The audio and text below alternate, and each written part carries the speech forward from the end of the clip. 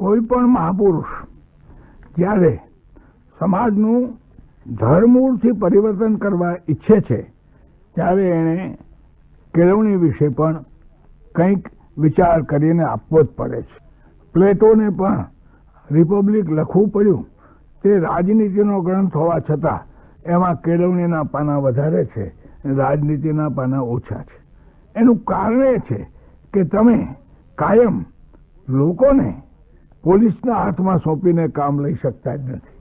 લશ્કર કાયમ કોઈના ઉપર બેસી શકતું જ નથી.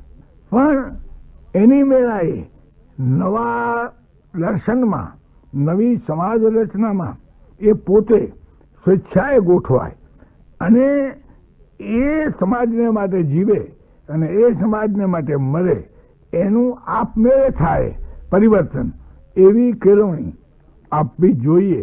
એ બધા જ મહાપુરુષોએ વિચાર કરવો પડે છે.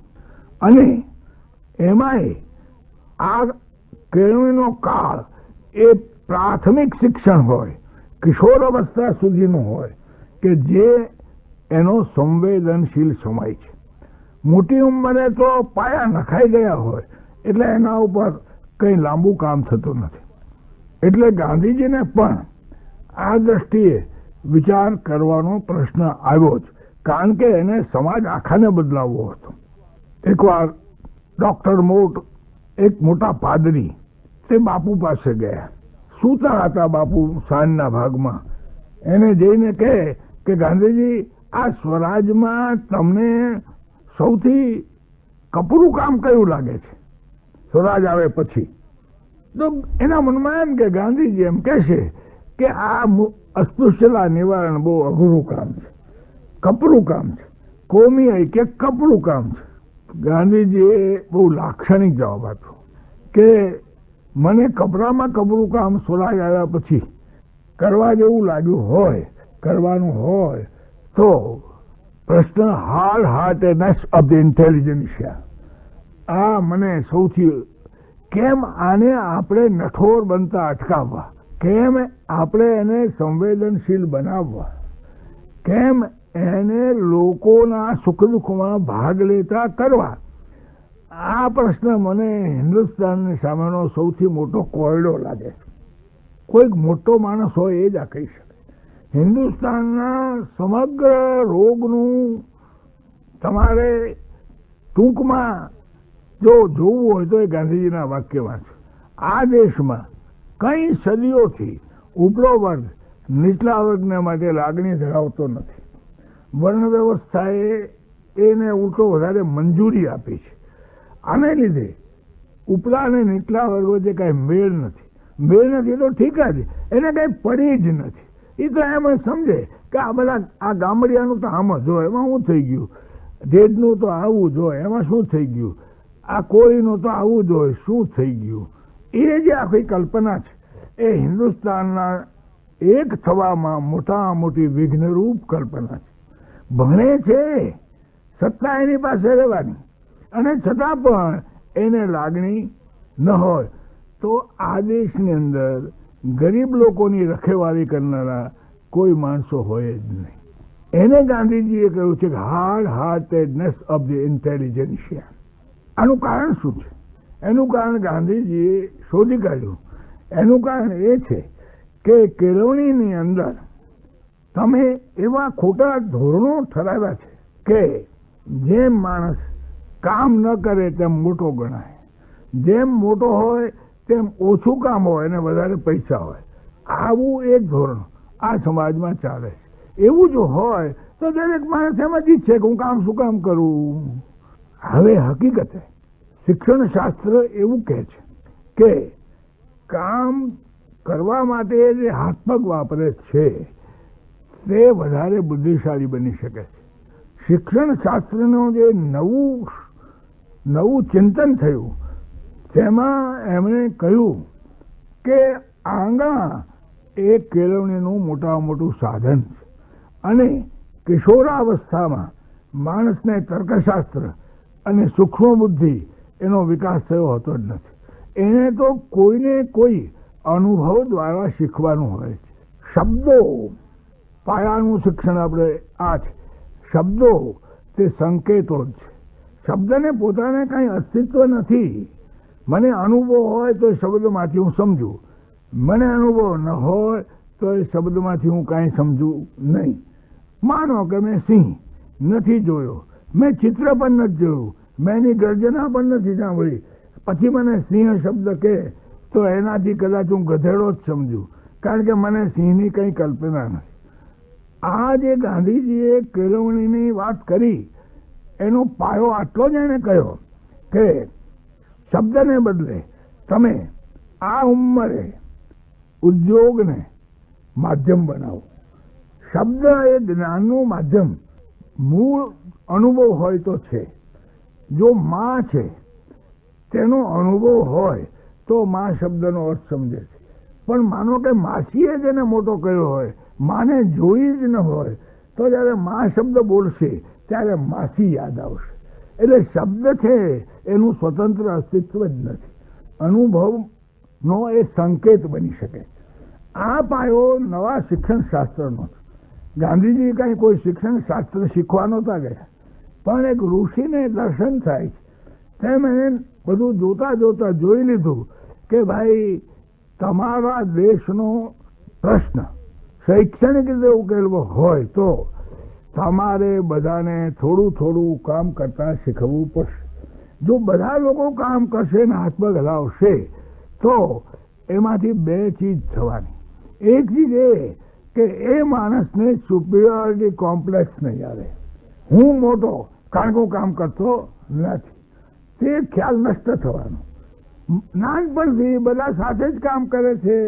જેમ શ્રી કૃષ્ણ લાકડા ફાડ્યા હતા, પછી સુદામા અને શ્રી કૃષ્ણ એ ભલેને છૂટા પડી ગયા, પણ તે પછી પણ શ્રી કૃષ્ણને સુદામા માટે સિમ્પથી રહી, અને એ દ્વારકામાં ગયા ત્યારે દોડતા દોડતા ભેટી પડ્યા.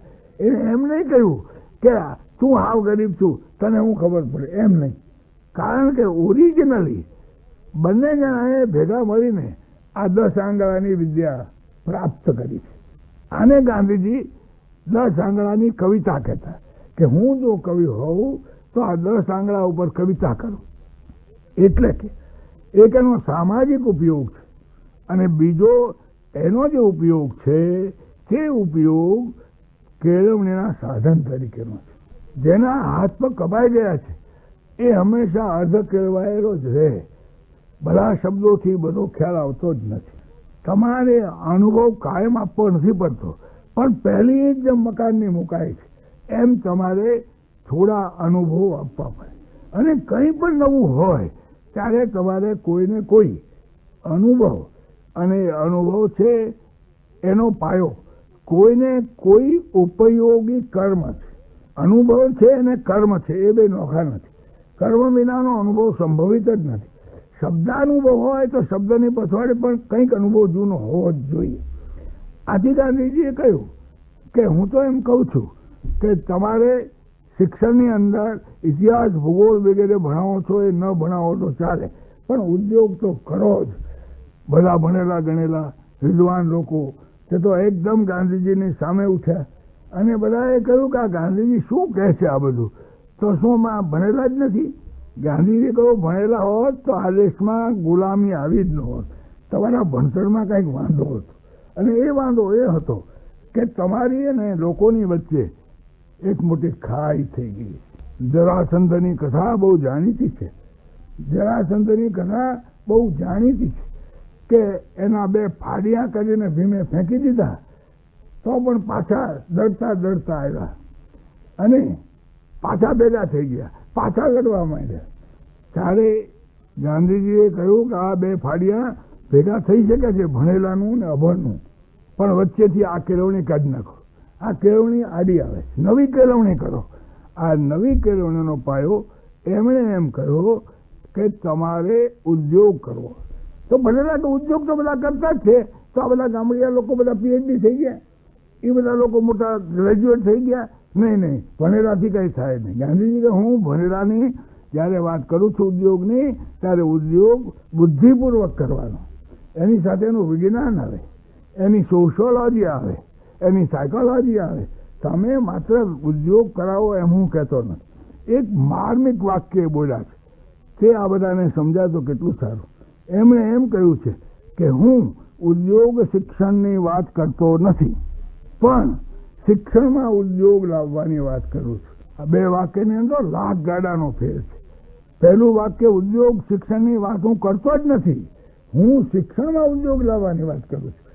ત્યારે શિક્ષણ કોને કહેવાય કે જેમાં વિજ્ઞાન હોય, અન્ય શાસ્ત્રો હોય, બધું હોય. એ રીતે આ જે વાત છે તે વાત ત્યારે ગળે ન ઉતરી, પણ આજે સ્વરાજની અંદર જ્યારે આપણે સામાન્ય લોકો અને બુદ્ધિશાળીઓ બેનો ભેગા કરવા માંગીએ છીએ, જે શ્રી કૃષ્ણના જીવનમાં હતું.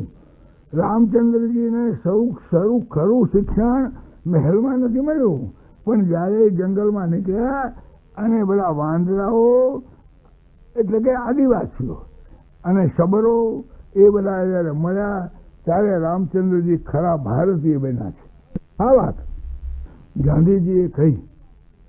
એ વાતને વૈજ્ઞાનિક રીતે આધાર છે તે આટલો જ છે કે શબ્દો સંકેતો છે, એ સ્વીકારી લો, અને પછી અનુભવથી શબ્દ સમજાય છે, એ બીજી વાત સ્વીકારી લો.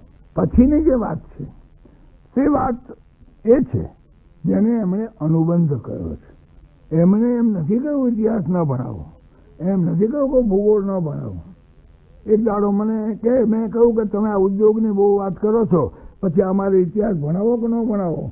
એટલે બાપુ મને કહે એ તો હું ના પાડું તો તમે ભણાવવાના જ છો, એમાં મારે તમને આગ્રહ કરવો પડે એવું નથી.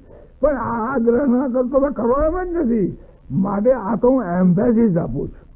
આ એમ્ફેસિસ આપવાની વાત છે.